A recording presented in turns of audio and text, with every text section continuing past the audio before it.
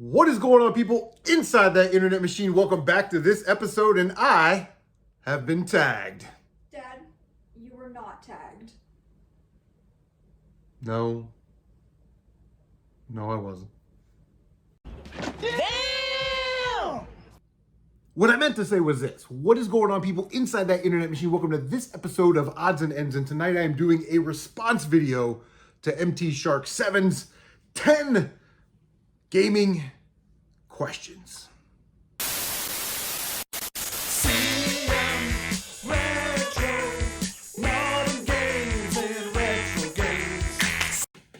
Yeah, I don't know why. I don't know why CM Retro don't get tagged no more. You know what I mean? That used to be like a thing in YouTube, and everybody would like tag me, and it would be like a circle, you know, a circular, you know, doing the dance, feeling the flow, doing that kind of thing, you know.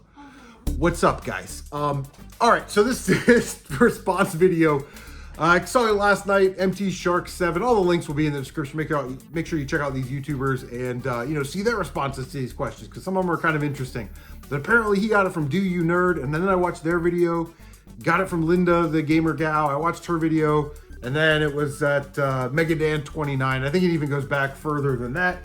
But all we're trying to do this evening is answer these 10 questions. I'll have the questions written out in the description section. So if you want to respond to these questions, you can. If you want to make a response video, you can also do that. But I got reading some of the questions. I thought this is going to be really fun. So let's get started. All right, so the first question is, what type of games do you play? I typically like action adventure games, and I like shoot 'em ups, shmups, STGs, baby, shooting games. And you know, when it's like retro, it's like the 2D action platformer games, your Ninja Gaidens, your Castlevanias, Mega Mans, that kind of thing. Modern games, they're made a little bit more exploratory, so like Last of Us, Tomb Raider, Uncharted, those types of games. Those are the types of games I like. Sometimes I'll delve into the weird and unusual, but typically I will play those types of games. This year I've beaten 63 games or so. You know, I like 16-bit arcade racing games every now and then, that type of stuff. I like the newer style, open world, arcade style racing games. So those are the games that I typically go after first. Those are the games I like to play. How much time do you spend playing games? All right, this is embarrassing. Everybody's at a different spot in life. You got time, kids, all kinds of things. I'm lucky enough I work 4 10-hour shifts, so I have Saturday, Sunday, and Monday off now. My youngest is 17. I'm not lugging kids around to like Little League or soccer practice anymore. So I have a copious amount of time to play games. And like I said, I beat 63 games this year, so you know, we're talking hundreds of hours. I think I put in 100 hours or so into Near Replicant just by itself, but I will go in like spurts where I don't play games for like a couple weekends, and then like this past 7 days or so, I played through like 5 Super Nintendo games: Final Fight, Mighty Morphin Power Rangers, Top Gear 3000, Kirby 3, and Gradius 3. That's what I played through. So I'll probably not touch games for, you know, another 30 minutes or so, and I got Goof Troop and Ninja Turtles Tournament Fighter on Super Nintendo lined up. But I do spend a lot of time playing games, and part of that is, you know, I don't like, I used to play in like a dart league. I don't do that anymore. It's too far away. I used to play golf with some work buddies, but our schedules got all changed, so we don't play golf anymore. So it's all I got, man. All I got is playing games. Number 3, do you consider video games educational? Yeah, I mean, there's a whole subgenre of games called edutainment, but you know, when you think about it, learning the controller, you know, you're using eye-hand coordination. During games, there's usually some puzzle elements, whether it's, you know, a color puzzle or, you know, a laser beam puzzle on mirrors or something like that. But I also think video games can be educational from the standpoint of teaching kids and young adults coping skills. Getting mad and smashing a controller is not helping anything. And I think something that these kids lack today is emotional control and coping skills. And then they turn into adults and they're running around like a bunch of morons. But when you can't overcome something, and your first response is to just get mad and give up, that's not good. But video games, from an educational perspective, from personal growth, you know, if you're able to settle those emotions, cope with the situation, learn what's going on, be reasonable, figure it out, and move on, I think that skill will definitely help you in life. So yeah, video games can definitely be educational. Number 4, what do you like about video games? Well, the type of video games that I play are typically a little bit more challenging. They're not for everybody, like shoot 'em ups or like Ninja Gaiden's, Castlevania's, Contra, stuff like that, Battletoads. I love the discipline of learning those games. I love the struggle of having to learn how to get past this boss or this particular section of the game, like a turbo tunnel or something, and really delving into the mechanics. Okay, if I float my thumb on the D-pad, it does this. If I just tap on the D-pad, now I can get through the turbo tunnel a lot faster. I love being dedicated and having the discipline to learn those games. Plus, you know, it's a form of escapism. So all the shit that's going on in the world, all the politics, the wars, all that stuff, you know, you can sort of escape that for a couple hours while you're playing your games, and I definitely love that. How much do you spend on video games? Okay, this is a complicated question because I don't know if I've ever told this story before. When I started collecting in like 2010, 2011, somewhere around there, I bought a couple items at thrift stores and garage sales and started flipping them on Facebook Marketplace, and I thought, you know, I could do this. I could kind of do this as a part-time gig, you know, start flipping stuff. And I bought, you know, some Nintendo lots for like 30, 40 bucks, kept the games I wanted, and then sold the rest for like 80 or 90, you know what I mean? So I had a little bit of cash built up from that. And I just told my wife, we have a joint checking account. So I don't know how the bills magically get paid, but my check goes in there and that's how it's done. It's like David Copperfield shit. And I said, listen, I'm going to take out 60 bucks and I'm going to start like a reselling thing with video games where I buy, sell, trade, and just buy, sell, trade. So I have a separate account just for that. So I haven't taken money out of my checking account to pay for video games in like 13 years. And it was that initial 60 bucks. So my entire collection, the VHS tapes, the old toys, everything, really is like 60 bucks with a lot of work, a lot of effort, and, you know, a lot of time. But like I said, my entire video game collection, everything I own that goes into this hobby was 60 bucks.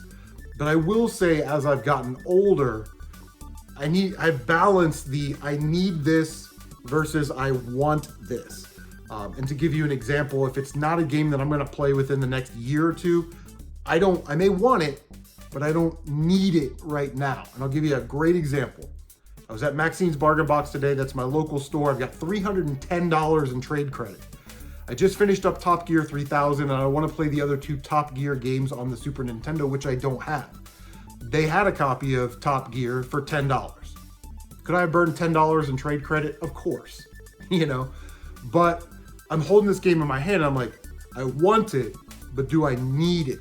So once you discover that as a collector and a gamer, once you kind of piece that together in your head, that you don't need to go out and buy every game right now just because it's a great deal and all that stuff. If you're just sticking to playing games, I passed on it. I'll get it next time, or maybe I'll find one at a garage sale or trade or something, because I would definitely rather trade. So once you sort of figure that out, the want versus the need, your video game expenditures every year go down, right? Because you're not buying as much. So I typically like to spend about $200 to $250 a year on video games and video game related items, you know, like manuals, or, you know, maybe I need the box for a certain game and I get a good deal on it. So I really only like to spend about $200, $250 a year. And that is what I like to spend on video games. All right, question number 6. What is your favorite console? All right, again, now we just talked about need and want. Favorite and what I think is the best are 2 different things. I think that the PlayStation 2 is the best console of all time. My favorite console of all time, and this will be on CM Retro Trivia, is the Nintendo Entertainment System. A lot of nostalgia for it. Grew up with it. A lot of great games on that console. But I have been playing a lot of Super Nintendo this year. And that console is starting to get, it was always in second place of best.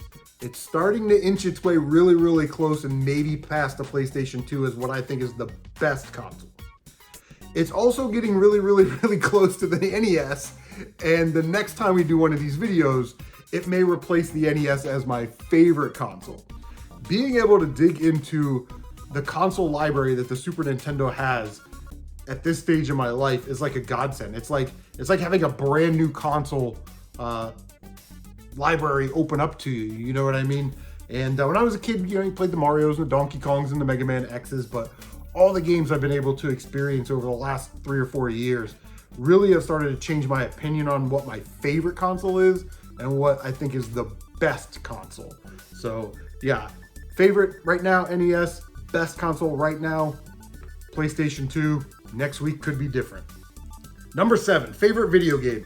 No hesitation here, Mega Man 2. I love Mega Man 2. It's my favorite game of all time. My favorite game back then. It's my favorite game now. It'll be my favorite game in the future. So yeah, Mega Man 2. Just a lot of great memories. It's a great game too. So what's your favorite video game movie?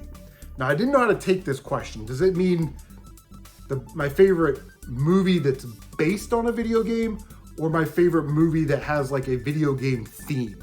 My favorite movie that is based on a video game is Mortal Kombat. When that movie came out, it was absolutely crazy. It was Mortal Kombat Mania. You know what I mean? And that movie was really, really good, especially back then. My favorite movie that has video game elements or is like pays homage to video games, I really enjoy Ready Player One. I think that's a really cool movie.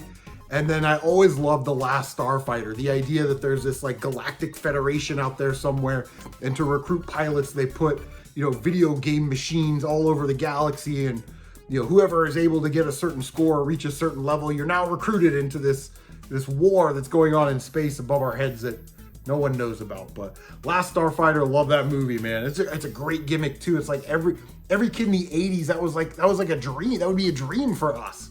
You know what I mean?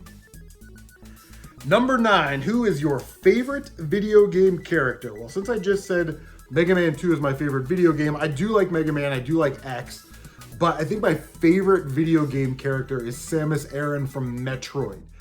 Not only is she awesome and has great power-ups and abilities and the games are great, but the character of Samus Aran really has a lot of depth. When she was a child, her parents were killed by Ridley and the space pirates, and she was raised by the Chozo, and her armor's based off the Chozo, and she goes off to be this bounty hunter, you know, and then all these games and all this stuff happen.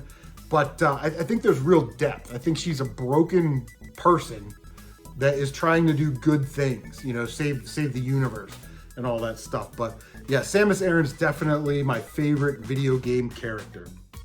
And number 10, we're done. Number 10, what is my least favorite video game type? Pretty easy, turn-based RPGs. And I feel like I need to make that distinction because I kind of like action RPGs. Nier Automata, Nier Replicant, Parasite Eve, stuff like that. But turn-based RPGs are a real turnoff for me. It's a red flag. And what I don't like about them is they're slow-paced. I don't like the grinding. I don't like that everybody says, well, you play them for the stories. Yeah, but then I got to go grind for an hour and I completely forgot what's going on in the story. Turn-based RPGs to me are paced poorly. They don't keep the player on point. They want you to go off and do all these other things that have no bearing on being able to beat the game, just so you can level up. That's the only thing, just to level up. I don't like navigating menus. I don't like, should I upgrade my magic? Should I upgrade my sword? I don't know, because I don't know what situation is coming up next. If I'm going to the magic dungeon, I know I need to refill my magic or upgrade my magic, but you don't know. And then when you're wrong, then you have to leave and grind some more, get more gold, get more experience or whatever it is, then go back and then upgrade your sword. I just find turn-based RPGs do not respect the player's time. And it's just not something that I really get excited about playing. Last year I played through Final Fantasy Mystic Quest on the Super Nintendo. Very easy turn-based RPG, holds your hand the whole way through. I really liked it.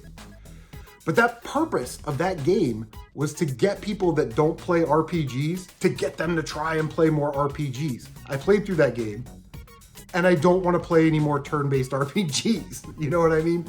So the game didn't do its job in that regard.